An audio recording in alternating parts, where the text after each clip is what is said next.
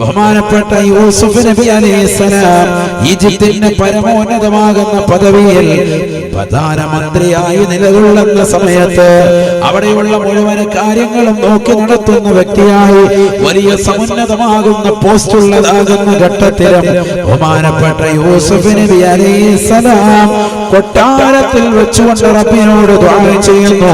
അല്ലാഹുവേ റബ്ബി ഖദ് ആതൈതനി മിനൽ മുൽക്ക്, നീ എനിക്ക് അധികാരത്തിന്റെ പരമോന്നത പദവി നൽകി, എന്നെ ആദരിച്ചു, എന്നെ ബഹുമാനിച്ചു.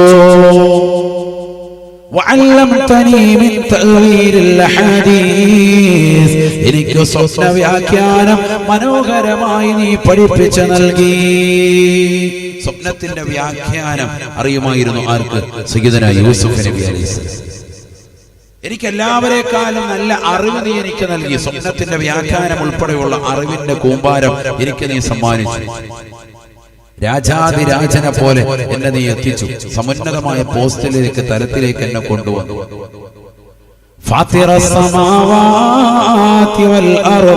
ആകാശഭൂമികളെ മുൻ പ്ലാനിങ് ഇല്ലാതെ സൃഷ്ടിക്കുന്നതായ അല്ലാഹ്, അന്ത വലി ഫി ദുനിയാ വൽ ആഖിറ, നീയാണ് എനിക്ക് ദുനിയാവിലും ആഖിറത്തിലുമുള്ള സഹായി.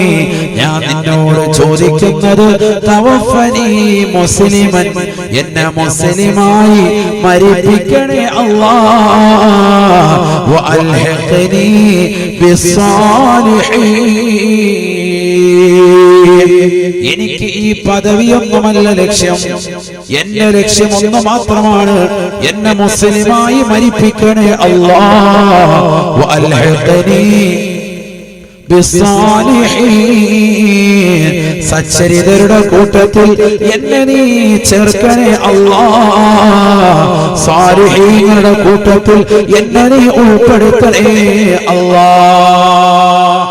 സാലിഹാണ് എന്ന് ഖുർആൻ പരിചയപ്പെടുത്തിയ പ്രവാചകനാണ് യൂസുഫ് നബി അലൈഹിസ്സലാം. എന്നിട്ട് പോലും അല്ലാഹുവിനോട് ദുആ ചെയ്യുന്നു, അല്ലാഹുവേ ഈമാനിനെ ഊരിക്കളയല്ല റബ്ബേ, എന്നെ മുസ്ലിമായി മരിപ്പിക്കണേ, സാലിഹീങ്ങളോടൊപ്പം ചേർക്കണേ അല്ലാഹ്. അല്ലാഹു മനസ്സിലാക്കാൻ തൗഫീഖ് നൽകട്ടെ. അതുകൊണ്ടാണ് നമ്മൾ 5 വഖത്ത് നിസ്കാരത്തിനും നിസ്കാരത്തിന് ശേഷം ഉസ്താദുമാർ ദുആ ചെയ്യുന്നത് എന്ത്?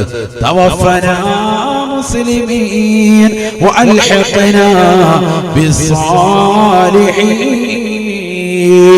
ഞങ്ങളെ എല്ലാവരെയും ഈ പള്ളിയിൽ നമസ്കാരത്തിന് വന്നിട്ടുള്ള മുഴുവൻ മുഅ്മിനീങ്ങളെയും നീ മുഅ്മിനീങ്ങളായി മരിപ്പിക്കണേ അല്ലാഹ്, വഅൽഹിഖനാ ബിസ്സാലിഹീൻ, സാലിഹീങ്ങളാകുന്ന വ്യക്തികളോടൊപ്പം ഞങ്ങളെ നീ ചേർക്കണേ അല്ലാഹ്. അതാണ് മുഅ്മിന്റെ ദുആ. അങ്ങനെ ആകണം. നമ്മൾ എപ്പോഴും ദുആ ചെയ്തുകൊണ്ടിരിക്കണം. ഏത് സമയത്തും ഏത് സെക്കൻഡിലും മരണം നമ്മളെ മാടി വിളിക്കാം. എപ്പോ വേണമെങ്കിലും വരാം.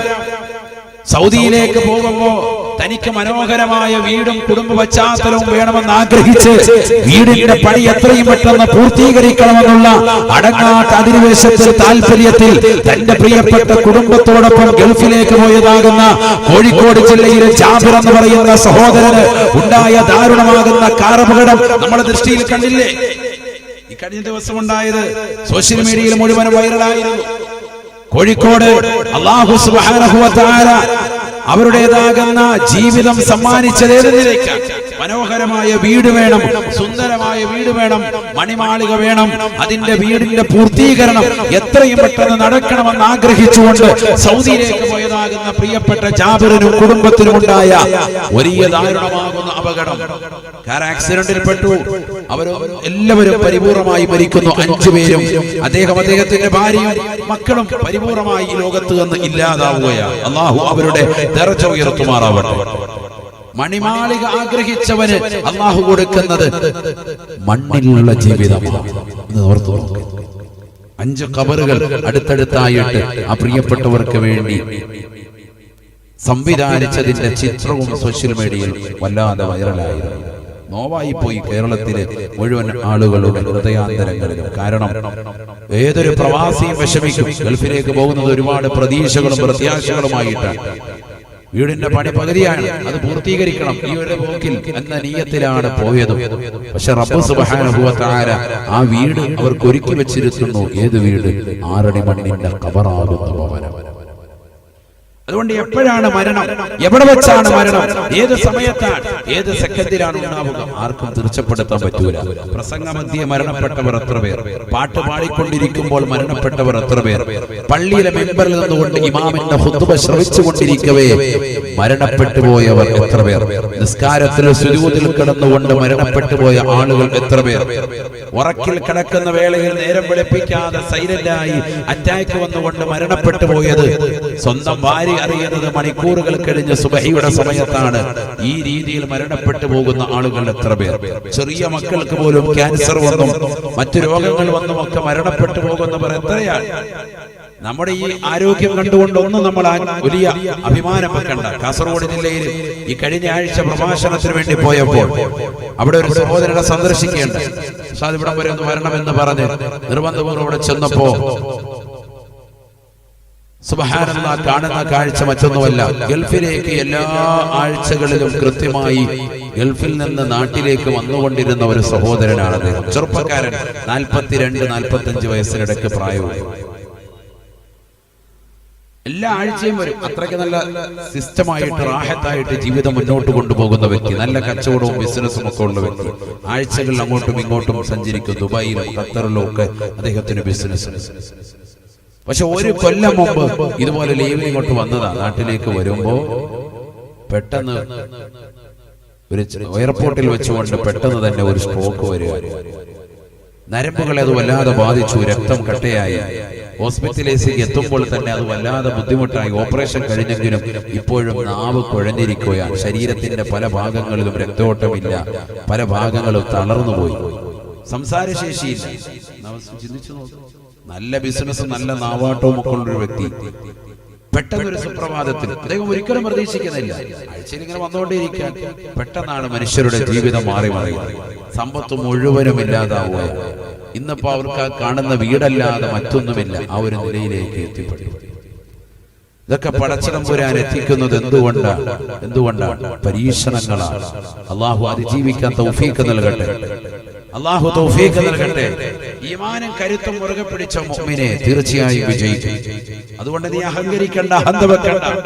ഏത് നിമിഷവും ഏത് സെക്കൻഡിലും എവിടെ വെച്ചും നിനക്ക് അപകടങ്ങൾ പിണയാം, ഏത് രീതിയിലും കടന്നു വരാം, എപ്പോൾ വേണമെങ്കിലും മരണപ്പെടാം. പക്ഷെ മരിക്കുമ്പോൾ ഈമാനോടുകൂടി മരിക്കണം. ആരിലേക്ക് ചേരണം? സ്വാലിഹീങ്ങളിലേക്ക് ചേരണം. അതാണ് നമ്മുടെ പ്രാർത്ഥന. അതിനുവേണ്ടി ദുആ ചെയ്യണം. ഇതാര് ദുആ ചെയ്തതായി പറയുന്നത്? പ്രവാചകന്മാർ ദുആ ചെയ്തതാ. മോമിനായി മരിപ്പിക്കണേ എന്ന് ഓർത്താണ്. അവരാണ് ദുആ ചെയ്തത്, എന്നെ സ്വാലിഹീങ്ങളിൽ ചേർക്കണേ എന്ന് ദുആ ചെയ്തു. ഇബ്രാഹിം നബി അലൈഹിസ്സലാം റബ്ബിനോട് ദുആ ചെയ്യുകയാണ്. അല്ലാഹുവിനോട് പ്രാർത്ഥിച്ചതുപോലെ എത്രയെത്ര പ്രവാചകന്മാരാണ് അല്ലാഹുവിനോട് ദുആ ചെയ്തത്. റബ്ബി ഔസിഅനി അൻ അശ്കുറ നിഅമതക അല്ലതി അൻഅംത അലയ്യ വഅലാ വാലിദയ്യ വഅൻ അഅമല സാലിഹൻ തർളാഹു വഅദ്ഖിൽനി ഫീ ഇബാദിക സാലിഹീൻ. അല്ലാഹുവേ, എനിക്ക് സുഹൃതങ്ങൾ ചെയ്യാൻ, എനിക്ക് നന്മകൾ പ്രവർത്തിക്കാൻ, അതിലൂടെ നിന്റെ സംതൃപ്തി കരഗതമാക്കാൻ, നിനക്ക് നന്ദി പ്രകാശനം നടത്താൻ എനിക്ക് നീ തൗഫീഖ് നൽകണേ അല്ലാഹ്. വഅദ്ഖിൽനി ഫീ ഇബാദിക സാലിഹീൻ. എന്നെ സച്ചരിതരാകുന്ന അടിമകളുടെ കൂട്ടത്തിൽ ഉൾപ്പെടുത്തണേ അല്ലാഹ്. ദുആ ആരാണ്? സയ്യിദുനാ സുലൈമാൻ നബി അലൈഹിസ്സലാം. എനിക്കും എന്റെ മാതാപിതാക്കൾക്കും നീ ചെയ്ത ഗുണഗണങ്ങൾക്കെല്ലാം നന്ദി പ്രകാശിപ്പിക്കാൻ എനിക്ക് നീ തൗഫീഖ് നൽകണേ അല്ലാഹ്. എന്നെ നീ സാലിഹീങ്ങളിൽ ചേർക്കണേ അല്ലാഹ്. വഅദ്ഖിൽനി ഫീ ഇബാദിക സ്സാലിഹീൻ. ചിന്തിക്കണം. നമ്മൾ വളരെയേറെ പഠിക്കേണ്ട വാക്യങ്ങളാണിതൊക്കെ. ഈ പ്രാർത്ഥനകളൊക്കെ നമ്മുടെ ജീവിതത്തിൽ കൊണ്ടുവരേണ്ടതാണ്. സ്വാലിഹാക്കണേ അല്ലാഹ്, സ്വാലിഹീങ്ങളിൽ ചേർക്കണേ അല്ലാഹ്. മുടങ്ങാതെ ചെയ്യേണ്ട അമല. അല്ലാഹു തൗഫീഖ് നൽകട്ടെ. സാലിഹായാൽ കിട്ടുന്ന നേട്ടം എന്താ നേട്ടം? പഠിക്കട്ടെ. സാലിഹായാൽ കിട്ടുന്ന നേട്ടം ഒന്നാമതായി അവര് കിട്ടുന്ന നേട്ടം സ്വർഗമാണ്. അല്ലാഹു തൗഫീഖ് നൽകട്ടെ. സ്വർഗം ലഭിക്കും. ബിസ്മില്ലാഹിർ റഹ്മാനിർ റഹീം. വലഖദ് കതബ്നാ ഫിസ്സബൂരി മിൻ ബഅദി ദിക്ർ അന്നൽ അർള യരിസുഹാ ഇബാദിയസ് സാലിഹൂൻ.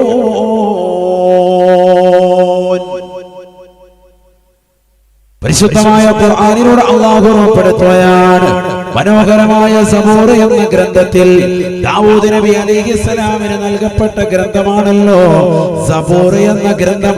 ആ ഗ്രന്ഥത്തിൽ നാം രേഖപ്പെടുത്തിയ വസ്തുവാണ് അന്നൽ അർള യരിസുഹാ ഇബാദിയസ് സാലിഹൂൻ. തീർച്ചയായും അൽ അർള അഥവാ അൽ ജന്ന സ്വർഗം അനന്തരമെടുക്കുന്നത് ഇബാദിയസ് സാലിഹൂൻ എന്റെ സച്ചരിതരാകുന്ന അടിമകളാണ്.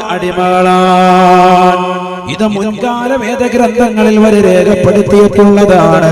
സബൂർ എന്ന ഗ്രന്ഥത്തിൽ വരെ നാം രേഖപ്പെടുത്തിയിട്ടുള്ളതാണ് എന്ന് വിശുദ്ധമായ ഖുർആൻ.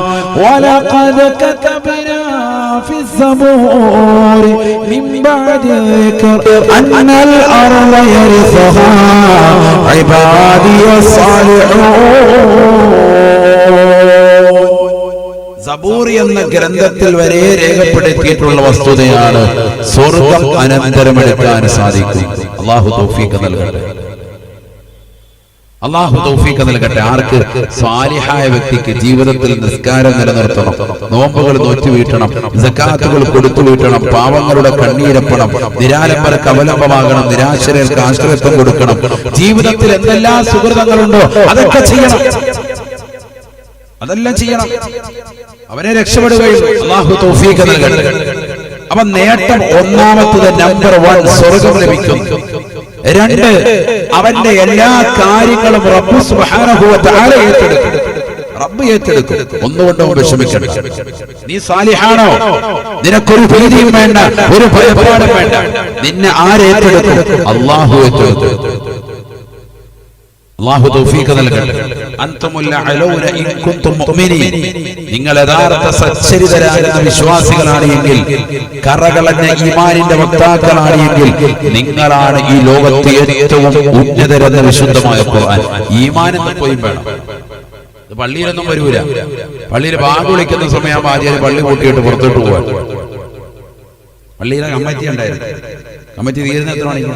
11:45. 12 കാലാകുമ്പോൾ ബാങ്ക്. അതിന് മുമ്പ് വേഗം തീർത്തിട്ട് വേണം വേഗം പോകാൻ. പ്രസിഡന്റ് ഒക്കെ പോവാണ്, പള്ളിക്കകത്ത് കയറണം. അതുകൊണ്ട് ആങ്കുളിക്കുന്നതിന് മുമ്പ് എനിക്കൊരു കല്യാണമുണ്ട്. കല്യാണത്തിന് ഇക്കാര്യം കഴിഞ്ഞ് പോയാൽ എന്താ കുഴപ്പം? നിങ്ങൾ ഇക്കരിച്ചിട്ടാ വന്ന് നമ്മുടെ ഫുഡില്ലെന്ന് പറയും. എന്നല്ല, ഇവിടുന്ന് എങ്ങനെയെങ്കിലും ഓടി രക്ഷപ്പെടണം. ആങ്കുളിക്കുന്നുണ്ട്. അതിന് മുമ്പ് ആങ്കുളിക്കുമ്പോ ശൈത്താൻ ഓടുമെന്ന് കേട്ടിട്ടുണ്ട്. ഇപ്പൊ കാണുക വേഗം ഓടുക. മിക്ക സ്ഥലങ്ങളിൽ നടക്കുന്ന സംഭവങ്ങളാണ് ഈ പറയുന്നത്. ബാങ്ക് വിളിക്കുമ്പോ ഒരു വക്കത്തിൽ പള്ളിയിൽ കയറേണ്ട ആളുകൾ, പള്ളിക്ക് ഖിദ്മത്ത് എടുക്കേണ്ട പരിവാരക സമിതികൾ ബാങ്ക് വിളിക്കുന്ന സമയത്ത് ഇറങ്ങി ഓടുക. ഒന്നാമത്തെ സഫിൽ എന്താ കാണാത്തത്? ഒന്നാമത്തെ സഫിൽ നിൽക്കേണ്ടത് പള്ളി കമ്മിറ്റിക്കാരാണ്. അവരാണ് ഒന്നാമത്തെ സഫിൽ വരുന്നത്. അവല് സുബൈക്ക് ബാങ്ക് വിളിക്കുമ്പോൾ അവര് വരണം. ഇമാമിന്റെ വലതു ഭാഗത്ത് ഒന്നാമത്തെ സഫിൽ ഇങ്ങനെ നിൽക്കണം. അവരാണ് വേണ്ടത്. ജുമുഅ ജമാഅത്തുകളൊക്കെ നിസ്കരിക്കുമ്പോൾ അവരാണ് വേണ്ടത്. പള്ളിയിൽ ഒന്നാമത്തെ സഫിൽ. അങ്ങനെ ഒരു പള്ളി ഒന്ന് ചൂണ്ടിക്കാണിച്ചിട്ട് എനിക്ക് വാട്സാപ്പിൽ ഒന്ന് ഫോട്ടോ ഇട്ട് തന്നാൽ വളരെ സന്തോഷമുണ്ട്. കാരണം അതൊന്ന് പറയാനാണ് 10 പേരുടെ മുന്നിൽ എന്നെ പള്ളിയിലുണ്ടെന്നൊന്ന് അറിയിക്കാൻ വേണ്ടി. അള്ളാഹു നമ്മളെയൊക്കെ സാലിഹീങ്ങളിൽ ചേർക്കാൻ. ഏറ്റവും പുറകെ പോയി പക്കറ്റിലെ പൈസ റോളിംഗ്. അള്ളാഹു എല്ലാം കാക്കട്ടെ. ബക്കറ്റ് വരുന്ന ബക്കറ്റ് വരവ് മാത്രമേ എണ്ണ ഇടാനുള്ളതല്ല കമ്മിറ്റി. കറക്റ്റായിട്ട് പള്ളിയിൽ 5 വഖത്ത് പള്ളിയിൽ ജുമുഅ ജമാഅത്തുകൾക്ക് വരണം. നാട്ടുകാർ മാത്രമല്ല, പള്ളി കമ്മിറ്റിക്കാരും അവരാണ് ആദ്യത്തെ സഫിൽ വരുന്നത്. അവര് മാതൃകാ പുരുഷന്മാരാവണം. അവരെല്ലാവരെയും നിയന്ത്രിക്കണം. എല്ലാവരും. അപ്പോൾ അവർ പറയുന്നത് മറ്റുള്ളവർ കേൾക്കും. ഒരു കുട്ടിയോട് വെച്ചുണ്ടാക്കും, മിണ്ടായിരിക്കണം എന്ന് പറഞ്ഞാൽ അവൻ മിണ്ടാതിരിക്കും. ഹാജിയാര് കലവിലിയാ ഭയങ്കര ഒച്ചപ്പാട് പാടും. ഈ ഹാജിയാരാ പറയുന്നത് അവസ്ഥ. അള്ളാഹു നമ്മളെ കാക്കട്ടെ. അവിടെ അതൊക്കെ ശ്രദ്ധിക്കാൻ വേണ്ടി പറയുന്നതാണ്. എല്ലാ മഹല്ല് ജമാഅത്തും ഇപ്പൊ ലൈവാണെന്ന് പോകുന്നത് കേൾക്കുന്നവരൊക്കെ മനസ്സിലാക്കണമല്ലോ, അവരൊക്കെ അറിയണമല്ലോ. അള്ളാഹു നമ്മളെയൊക്കെ സ്വാലിഹീങ്ങളിൽ ചേർക്കട്ടെ, ആബിദീങ്ങളും ഹാഫിദീങ്ങളും അള്ളാഹു ചേർത്ത് അനുഗ്രഹിക്കട്ടെ. നമ്മൾ സുഹൃതം ചെയ്യുന്നവരാകാം. സുഹൃതം എന്ന് പറഞ്ഞാൽ എല്ലാം ഉൾപ്പെട്ടു. റോഡിലൂടെ നടന്നു നീങ്ങുമ്പോ ഒരു മുള്ള അവിടെ കിടക്കുന്നു, ഒരു ഓല കിടക്കാണ്, നീ ബൈക്കിലും കൊണ്ട് പോവാൻ അല്ലെങ്കിൽ കാറിലും കൊണ്ട് പോവാൻ, അത് മറ്റുള്ളവർക്ക് തടസ്സമാണെന്ന് കണ്ടാൽ ഇമാത്തത്തുൽ അദാനി ത്വരിയൻ, ആ മ്ലേച്ഛയെടുത്ത് മാറ്റിയിടൽ, വഴിയിൽ നിന്നത് മാറ്റി മറ്റുള്ളവർക്ക് സൗകര്യം ചെയ്തു കൊടുക്കൽ, അത് മുഅ്മിനായ വിശ്വാസിയുടെ ഈമാനിന്റെ ഭാഗമാണ്. സയ്യിദുനാ റസൂലുള്ളാഹി, അതാണ് വിശുദ്ധ ഇസ്ലാം. അവിടെ ഒരു അവിശ്വാസി നടന്നു വരുന്ന വഴിയാണെങ്കിൽ പോലും അവന്റെ കാലിലോട്ട് ആ മുള്ളു തറച്ചോട്ടെ, ഹയവാൻ അത് വേണം എന്ന് ചിന്തിക്കാൻ പാടില്ല. അങ്ങനെ ചിന്തിക്കുന്നവർ മുഅ്മിനല്ല. ഇത് മറ്റുള്ളവരെ ഉപദ്രവിക്കുകയാണ്. വാ കൊണ്ട് ഉപദ്രവിക്കുന്നു, കൈ കൊണ്ട് ഉപദ്രവിക്കുന്നു.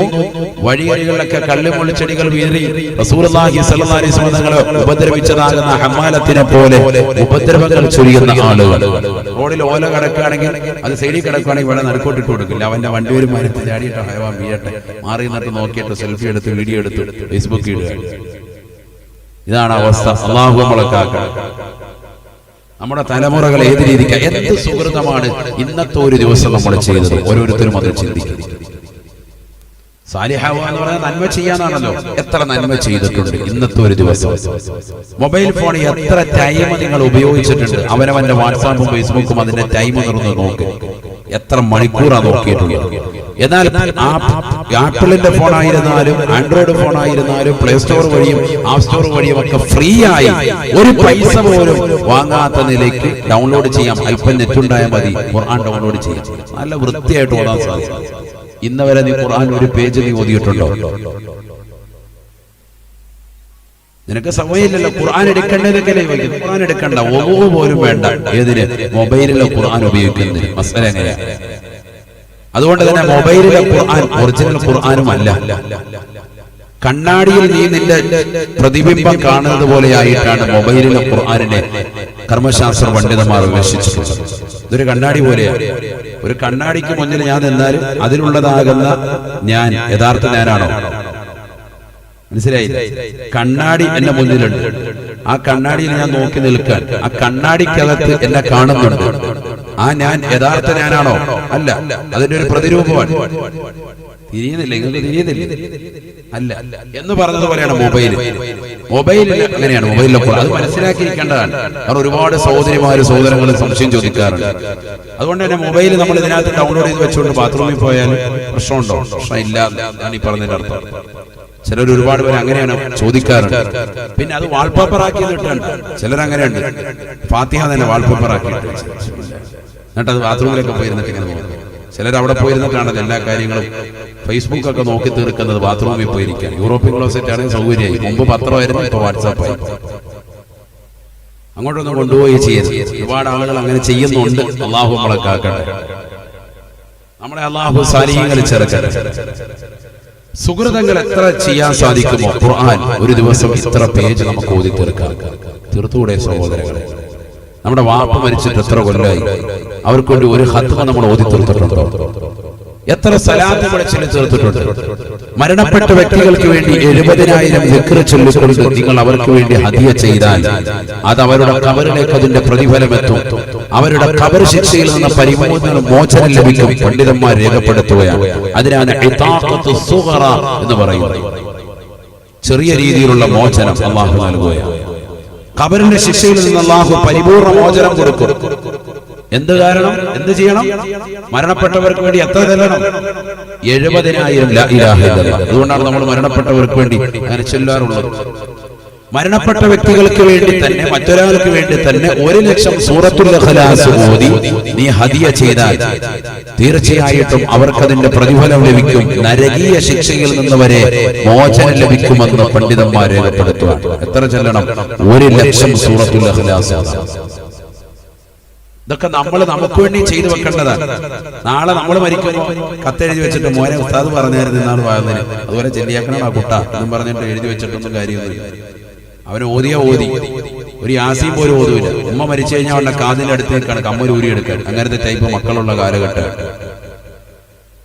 അതുകൊണ്ട് നമ്മൾ നമുക്ക് വേണ്ടി സ്വന്തമായിട്ട് ഓതണം. 70,000 തഹ്ലീൽ അല്ല, 1,00,000 തഹ്ലീൽ അല്ല, 2 അല്ല, 3 അല്ല, 10 ലക്ഷം. ഏറ്റവും ശ്രേഷ്ഠമായ ദിക്റല്ലേ ലാ ഇലാഹ ഇല്ലല്ലാഹ്. നമ്മൾ എത്ര എണ്ണം ചൊല്ലിയിട്ടുണ്ട്? 100 എണ്ണം തികച്ചെല്ലാം മടിയുള്ളവരല്ലേ നമ്മൾ? ആത്മാർത്ഥതയോടെ ചെല്ലുന്നവരുണ്ടോ? ഇപ്പൊ ഈ മജ്‌ലിസിൽ നമ്മൾ 100 എണ്ണം ചെല്ലാന്ന് പറഞ്ഞാൽ തന്നെ നമുക്ക് പരിപൂർണമായി ചെല്ലാൻ നിലകൊള്ളുന്ന ആളുകൾ എത്ര പേരാണ്? ചിന്തിച്ചു നോക്കും. ഇനി ചെല്ലിയാൽ തന്നെ നിർബന്ധിതനായി ചെല്ലുമല്ലേ? നമ്മൾ സ്വന്തം ഇഷ്ടപ്രകാരം ചെല്ലുന്നവർ വളരെ കുറവാണ്. സ്വന്തം ഇഷ്ടപ്രകാരം എനിക്കെന്റെ ആഖിറത്തിലേക്ക് ഉപകരിക്കണം, എനിക്കെന്റെ ഖബർ ജീവിതത്തിൽ ഇത് ഉണ്ടാവണം, എനിക്കെന്റെ മഹ്ശറിൽ ഇത് തുണയാവണം എന്ന് ആഗ്രഹിച്ചിട്ട് 100 എണ്ണം ഡെയിലി ചെല്ലുന്നവർ എത്ര പേർ? 100 സലാത്ത് ചെല്ലുന്നവർ എത്ര പേർ? എനിക്കെന്റെ പ്രവാചകന്റെ ശഫാഅത്ത് ലഭിക്കണമെന്ന് ആഗ്രഹിച്ച് ദിക്റിൽ കഴിഞ്ഞുകൂടുന്ന എത്ര പേർ? നമ്മളത് ചിന്തിച്ചു നോക്കും.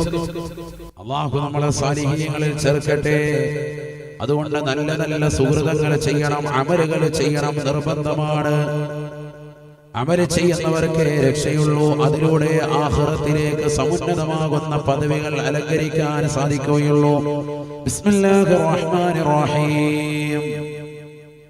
إن الذين آمنوا وعملوا الصالحات كانت لهم جنات الفردوس نزلا خالدين فيها لا يبغون عنها حولا. പരിശുദ്ധമായ ഖുർആനിലൂടെ അല്ലാഹു സുബ്ഹാനഹു വ തആല ഉറപ്പെടുത്തുകയാണ്, നമസ്കാരം നിലനിർത്തുന്ന ആളുകൾ, ജീവിതത്തിൽ സുഹൃതങ്ങൾ അനുഷ്ഠിക്കുന്നതായ ആളുകൾ, ഏതെല്ലാം സുഹൃതങ്ങളുണ്ടോ ആ സുഹൃതങ്ങളെല്ലാം പരിപൂർണമായി മുറപോലെ നിർവഹിച്ചുകൊണ്ട് വിശ്വാസം, അടിയുറച്ച വിശ്വാസം, കറകളഞ്ഞ ഈമാനിന്റെ വക്താക്കളായി നിലകൊള്ളുന്നവർ ഉലൈക ലഹും ജന്നാത്തുൽ ഫിർദൗസി നുസലാ. അവർക്കുള്ള വിരുന്നായി അല്ലാഹു സുബ്ഹാനഹു വ തആല നൽകുന്നത് പവിത്രമാക്കപ്പെട്ടതായ ജന്നാത്തുൽ ഫിർദൗസാണ്. സുബ്ഹാനല്ലാഹ്, സുബ്ഹാനല്ലാഹ്. ഖാലിദീന ഫീഹാ خالدين فيها لا يبغون عنها حولا. പരിശുദ്ധമായ ഖുർആനിലൂടെ അല്ലാഹു പഠിപ്പിക്കുകയാണ്, അവരതിൽ ശാശ്വതരാണ്. ഒരിക്കലും അതിൽ നിന്നവർ മാറി നിൽക്കേണ്ടി വരികയില്ല. അവർ എന്നെന്നും എക്കാലഘട്ടത്തിലും സുരക്ഷിതരാണ് ആ ജന്നാത്തുൽ ഫിർദൗസിൽ എന്ന് വിശുദ്ധമായ ഖുർആൻ. അതുകൊണ്ട് തന്നെ സാലിഹായാൽ, ജീവിതത്തിൽ സുഹൃതമനുഷ്ഠിച്ചാൽ സ്വർഗം ലഭിക്കുക മാത്രമല്ല, അല്ലാഹു നിന്റെ കാര്യങ്ങൾ മുഴുവനും ഏറ്റെടുക്കുകയാണ്.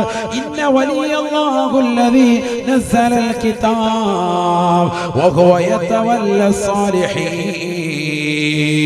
പരിശുദ്ധമാക്കപ്പെട്ട ഗ്രന്ഥമായ, വിശുദ്ധമാക്കപ്പെട്ട ഖുർആനിനെ ഇറക്കിയതായ അല്ലാഹു സുബ്ഹാനഹു വ തആല അവനാണ് എന്റെ സഹായി എന്ന് പറഞ്ഞിട്ട് അല്ലാഹു പറയുകയാണ്, വഹുവ യതവല്ല സ്സാലിഹീൻ.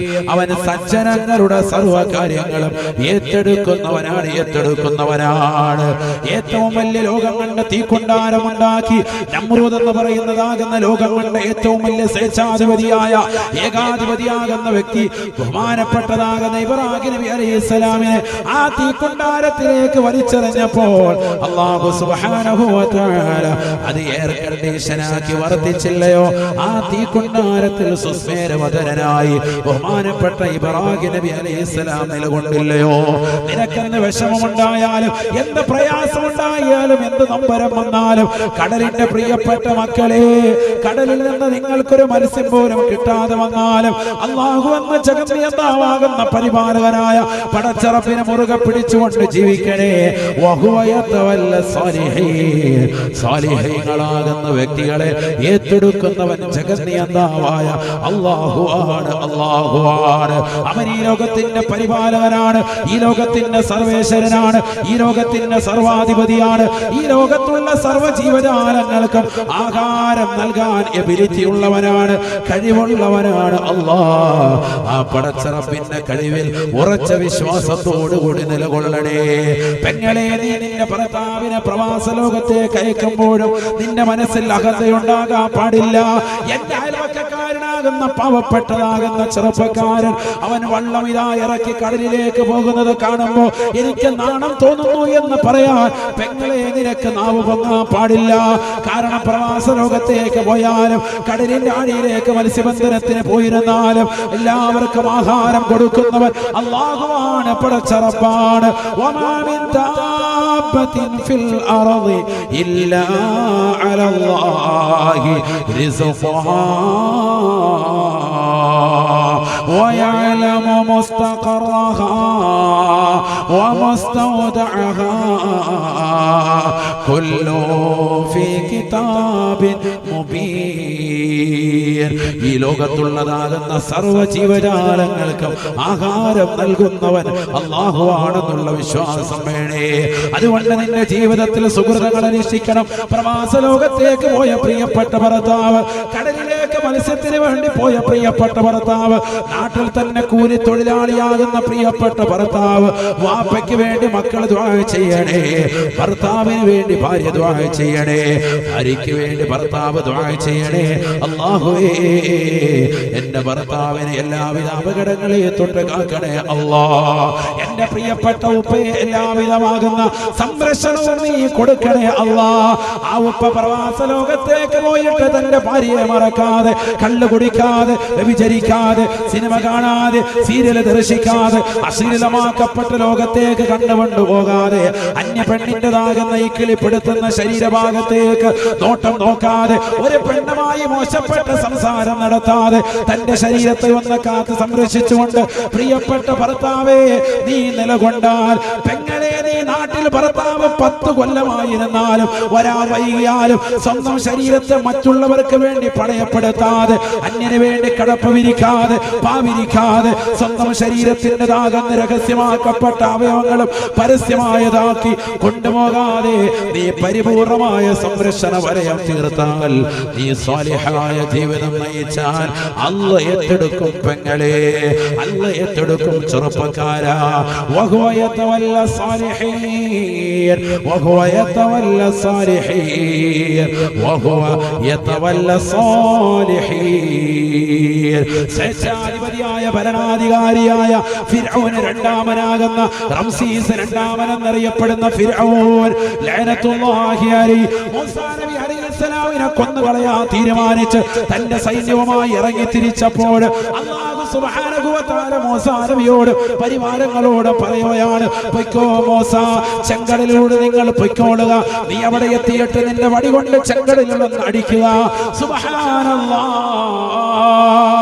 മൂസാ നബി അലൈഹിസ്സലാം തന്റെ കയ്യിലിരിക്കുന്ന വടി കൊണ്ട് ആ ചെങ്കടലിലേക്കൊന്ന് അടിച്ചപ്പോൾ ആ തിരമാലകൾ മുഴുവനും 2 പാർശ്വങ്ങളിലേക്കായി മാറി നിൽക്കുകയാണ്. ഉരുണ്ടു കൂടിയതാകുന്ന തിരമാലകൾക്ക് നടുവിലൂടെ നിർഭയനായി പടച്ചറപ്പിനെ മാത്രം തവക്കുലാക്കി ബഹുമാനപ്പെട്ട മൂസാ നബി അലൈഹിസ്സലാം ഇറങ്ങിയത്രേ. തന്റെ പ്രിയപ്പെട്ട കൂട്ടുകാരും തന്റെ പ്രിയപ്പെട്ട സതീർത്ഥരാകുന്ന വിശ്വാസികളും മൂസാ നബി അലൈഹിസ്സലാമിനോടൊപ്പം അതാ കടലിലൂടെ നടന്നുകൊണ്ട് കരപറ്റിയപ്പോ തൊട്ടുപുറകെ ഇറങ്ങിയതാകുന്ന ഫിർഔനെയും കൂട്ടാളികളെയും എലികളെ കൊണ്ടുവന്ന് വെള്ളത്തിൽ മുക്കിക്കൊല്ലുന്നത് പോലെ നിസാരമായി, നിന്യമായി പടച്ചറപ്പ് നോക്കിക്കളഞ്ഞില്ലേ, കൊന്നുകളഞ്ഞില്ലേ. ആ മനുഷ്യനെ അല്ലാഹു ഇന്നും ലോകർക്ക് മുഴുവനും പാഠം ഉൾക്കൊള്ളാൻ മ്യൂസിയത്തിൽ സൂക്ഷിച്ചുകൊണ്ട് നിലകൊള്ളിക്കുകയല്ലയോ. ലോകത്ത് കടന്നു വരുന്നതാകുന്ന സർവ്വവിശ്വാസികൾക്കും വിശ്വാസികൾക്കും പാഠമല്ലേ, പാഠമല്ലേ. എന്നിട്ട് മുഅ്മിനേ നീ എന്താണ് നന്നാവാത്തത്? മൂസാ നബി അലൈഹിസ്സലാം രക്ഷപ്പെടാനുള്ള കാരണം എന്താണ്? ലൂത്ത് നബി അലൈഹിസ്സലാം രക്ഷപ്പെടാനുള്ള കാരണം എന്താണ്? ലോകങ്ങളുടെ ഏറ്റവും വലിയ ജലപ്രളയം നടത്തിയപ്പോഴും നൂഹ് നബി അലൈഹിസ്സലാം രക്ഷപ്പെടാനുള്ള കാരണം എന്താണ്? ലോകങ്ങളുടെ ഏറ്റവും വലിയ തീക്കുണ്ടാരം ഉണ്ടാക്കിയപ്പോൾ ആ തീക്കുണ്ടാരത്തിലേക്ക് അറിയപ്പെട്ട ഇബ്രാഹിം നബി അലൈഹിസ്സലാം അതിൽ എയർ കണ്ടീഷൻ ഫിറ്റ് ചെയ്തുകൊണ്ട്, ലോകങ്ങളുടെ ഏറ്റവും സുന്ദരമായ AC ഫിറ്റ് ചെയ്തുകൊണ്ട് അതിനുള്ള പടച്ചറ റബ്ബ് സംരക്ഷണം തീർക്കാൻ കാരണമായത്? എന്തുകൊണ്ടാണ് പെരുമാതുറയിലുള്ള പ്രിയപ്പെട്ട ചെറുപ്പക്കാരാ, ചിന്തിച്ചിട്ടുണ്ടോ പ്രിയപ്പെട്ട ഉമ്മ? അല്ലാഹുവിനെ തഖ്വ ചെയ്തുകൊണ്ട് സാലിഹായ സൽക്കർമ്മങ്ങൾ ചെയ്തുകൊണ്ട് നിലകൊണ്ടതാണ് എന്ന് വിശുദ്ധമായ ഖുർആൻ. നിസ്കാരമില്ലാത്തവരായി മാറരുത്, സകാത്ത് കൊടുക്കാത്തവരായി നിങ്ങളുടെ ഭർത്താവിനെ മാറ്റരുത്. നിങ്ങളുടെ പ്രിയപ്പെട്ട മക്കളെ വിളിച്ചുണർത്തിയിട്ട് പള്ളിയിലേക്ക് പറഞ്ഞുവിടൽ ഉമ്മ നിനക്കുള്ള ബാധ്യതയാണ്. മകനെ കൈക്ക് പിടിച്ചുകൊണ്ട് പള്ളിയിലേക്ക് കൊണ്ടുവരൽ ഉപ്പാ നിന്റെ ബാധ്യതയാണ്. മകളെ വിളിച്ചുണർത്തിയിട്ട് നിന്നോടൊപ്പം ചേർത്ത് നിർത്തിക്കൊണ്ട് നിസ്കരിക്കൽ ഉമ്മ നിന്റെ ബാധ്യതയാണ്. അവരെ കൊണ്ട് ദിക്ർ ചൊല്ലിക്കൽ, ഇശാ മഗ്‌രിബിനിടയിൽ യാസീനും സൂറത്തുൽ വാഖിയയും സൂറത്തുൽ മുൽക്കും ഒക്കെ ഓതിക്കൽ ഉമ്മ നിന്റെ ബാധ്യതയാണ്. എന്റെ മകൻ പിഴച്ചുപോയി, എന്റെ മകൻ മോശമായി പോയി, ഉസ്താദേ ദുആ ചെയ്യണേ എന്ന് പറയുന്നതിന് മുമ്പ് സ്വന്തം സെഞ്ചിലേക്കൊന്ന് കൈയൊന്ന് ഉയർത്തി വെച്ചിട്ട് എന്റെ പ്രിയപ്പെട്ട ഉമ്മ ഉപ്പ ഒരു വേളയൊന്ന് ചിന്തിക്കണേ, ഈ മകന്റെ വഴിപെട്ട പോക്കിൽ കാരണക്കാരാരാണ്? ഇവൻ ഇന്ന് കള്ളു കുടിച്ച് നടക്കാനുള്ള കാരണം, ഇന്ന് ഈ നാട് കണ്ട ഏറ്റവും വലിയ മോശപ്പെട്ട വ്യക്തിയായിട്ട് നിന്റെ മകൻ മാറാനുള്ള കാരണം, കഞ്ചാവിന് അടിമപ്പെടാനുള്ള കാരണം, ഡ്രഗ്സിന്റെ മുതലാളിയായി അതിന്റെ ഏജന്റായി വർത്തിക്കാനുള്ള കാരണം, ഏതെങ്കിലും കടലിൻ്റെതാകുന്ന തീരത്ത് വന്നിരുന്നുകൊണ്ട് മോശമാകുന്ന ബ്ലൂ ഫിലിമുകൾ മറ്റുള്ളവർക്ക് സെൻഡ് ചെയ്തു കൊടുക്കാൻ അല്ലാഹുവിന്റെ പള്ളിയുടെ അകത്തളം പോലും മലീമസമാക്കാ ചെറുപ്പക്കാര് തയ്യാറായതിന്റെ കാരണം എന്താണ്? എവിടെയാണ് നമുക്ക് പിഴച്ചു പോയത്? നിസ്കരിക്കാൻ മക്കളെ കിട്ടാത്ത കാലഘട്ടം, നോമ്പ് നോക്കാൻ വാപ്പയ്ക്ക് പറയാൻ പറ്റാത്ത കാലഘട്ടം, വാപ്പയെ കണ്ടാൽ ഇരുന്ന ഇരിപ്പിൽ നിന്ന് എഴുന്നേൽക്കാതെ അതമില്ലാതെ ഗുരുത്വമില്ലാതെ കാലിന്മേൽ കാല് കയറ്റി വെച്ചുകൊണ്ട് വാപ്പയോട് തർക്കിക്കുന്ന, ഉമ്മയെ ശകാരിക്കുന്ന, ഉമ്മയെ ചീത്ത വിളിക്കുന്ന, ഉമ്മയെ വാപ്പയും വൃദ്ധസദനത്തിൽ കൊണ്ടുപോയി തള്ളിയിടാൻ മടിയില്ലാത്ത ആധുനിക മുസ്ലിമേ, നിനക്ക് നന്നാവണ്ടേ ചെറുപ്പക്കാരാ. അതുകൊണ്ട് നല്ല സുഹൃതങ്ങൾ ചെയ്യണേ. ഖുർആൻ പറയുകയാണ്, ഇന്നല്ലദീന ആമനൂ വഅമിലു സ്വാലിഹാത് ലാ നുളീഉ ലഹും അജ്റ മൻ അഹ്സന അമലാ. ജീവിതത്തിൽ സുഹൃതം ചെയ്ത ആളുകളുടെ ഒരു നന്മ പോലും അല്ലാഹു പാഴാക്കുകയില്ല. അവൻ ഒരു സുബ്ഹാനല്ലാഹ് ചൊല്ലിയാൽ, ഒരു അൽഹംദുലില്ലാഹ് ചൊല്ലിയാൽ, ഒരു സ്വലാത്ത് അവൻ അധികരിപ്പിച്ചാൽ അതിന്റെ എല്ലാ പ്രതിഫലം അല്ലാഹു എത്തിക്കുമേ എന്ന് ഹബീബുനാ ശഫീഉനാ റസൂലുള്ളാഹി. മാത്രമല്ല ഇത്തരത്തിലുള്ളതാകുന്ന സുഹൃതങ്ങൾ ചെയ്യുന്നവർക്കല്ലേ ലോകം മുഴുവനും ദുആ ചെയ്യുന്നത്. നിസ്കാരത്തിൽ അത്തഹിയ്യാത്ത് പതിവാക്കുന്നവരല്ലേ? അത്തഹിയ്യാത്തുൽ മുബാറകാത്തു അസ്സലവാത്തു ത്വയ്യിബാത്തു ലില്ലാഹ് അസ്സലാമു അലൈക അയ്യുഹൻ നബിയ്യു വറഹ്മത്തുള്ളാഹി വബറകാത്തു അസ്സലാമു അലൈനാ വഅലാ ഇബാദില്ലാഹി അസ്സാലിഹീൻ. ലോകത്തുള്ളതാകുന്ന സർവർക്കും ഗുണവും രക്ഷയും ഉണ്ടാകട്ടെ എന്ന് ദുആ ചെയ്യുന്ന മുഅ്മിൻ അവന്റെ നാവിലൂടെ 5 വഖത്ത് നമസ്കാരത്തിലും ദുആ ചെയ്യുകയാണ്. അസ്സലാമു അലൈനാ, നമ്മുടെ മേൽ അല്ലാഹുവിന്റെ രക്ഷയുണ്ടാകട്ടെ, വഅലാ ഇബാദില്ലാഹി അസ്സാലിഹീൻ. സച്ചരിതരാകുന്ന, നമസ്കാരം നിലനിർത്തുന്ന, നോമ്പുകൾ നോറ്റുവീട്ടുന്ന, സകാത്തുകൾ കൊടുത്തു വീട്ടുന്ന, പരിശുദ്ധമായ ഉംറയ്ക്ക് ആഗ്രഹിച്ചുകൊണ്ട് ഉംറ നിർവഹിച്ച, പരിശുദ്ധമായ കഅബയുടെ കില്ല പിടിച്ചുകൊണ്ട് പൊട്ടിക്കരഞ്ഞ, 5 വഖത്ത് നമസ്കാരങ്ങൾക്ക് പുറമെ ദീനീ ചിട്ടയനുസരിച്ചുകൊണ്ട് ജീവിച്ച, ഔറത്ത് മറച്ചുകൊണ്ട് ജീവിച്ച, സ്വന്തം ഭർത്താവല്ലാത്ത മറ്റൊരു ഒരു പുരുഷന്റെ മുന്നിലും തന്റെ ശരീരത്തിനെ അടിയറവ് പറയാത്ത, സ്വന്തം ഭാര്യയല്ലാത്ത മറ്റൊരു പെണ്ണിലേക്ക് മുഖം തിരിക്കാത്ത, സ്വന്തം മക്കളെ പരിപൂർണമായി ഇസ്ലാമികമാകുന്ന ചിട്ടയിൽ വളർത്തിക്കൊണ്ടുവന്ന, പള്ളിയിലേക്ക് നിസ്കാരത്തിന് കൊണ്ടുവന്ന, അവിടെയുള്ള മദ്രസയിൽ കൃത്യമായി മക്കൾക്ക് ദീനീ വിദ്യാഭ്യാസം അടയാളപ്പെടുത്തി കൊടുത്ത, അവർക്കുള്ള ഭക്ഷണം കൃത്യമായി അടയാളപ്പെടുത്തിയ, അവർക്കുള്ള വസ്ത്രം കൃത്യമായി കൊടുത്തത് കൊടുത്തതാകുന്ന അവർക്ക് കൊടുക്കേണ്ട സ്നേഹസമ്പന്നമാകുന്ന ജീവിതം കൃത്യമായി നിർവഹിച്ച വിവാഹപ്രായമെത്തിയ മകളെ കൃത്യമായി മറ്റൊരുത്തന്റെ കൂടെ പറഞ്ഞേക്കാൻ സന്നദ്ധത കാണിച്ച അതിനുവേണ്ടി പരിശ്രമിച്ചുകൊണ്ട് പകലന്തിയോളം പാടത്തും പറമ്പത്തും പട്ടിണി കിടന്നുകൊണ്ട് പണിയെടുക്കാൻ തയ്യാറായ പാവപ്പെട്ടതാകുന്ന പ്രിയപ്പെട്ട മനുഷ്യരെ അല്ലാഹു സുബ്ഹാനഹു വ തആല ഏറ്റെടുക്കുകയാണ്. അവന് വേണ്ടി ദുആ ചെയ്യുകയാണ്. അത്തരത്തിലുള്ളതാകുന്ന സാലിഹീങ്ങൾക്ക് നീ രക്ഷ കൊടുക്കണേ അല്ലാഹ്. അസ്സലാമു അലൈനാ വഅലാ ഇബാദില്ലാഹി അസ്സാലിഹീൻ. സാലിഹയാൽ കിട്ടുന്ന നേട്ടമാണ് ഈ പറഞ്ഞത്. ലോക മുസ്ലിമീങ്ങളുടെ പ്രാർത്ഥനയിൽ നീ ഉൾപ്പെടുമേ. കാരണം നീ സാലിഹാണ് എന്ന് ഹബീബുനാ റസൂലുള്ളാഹി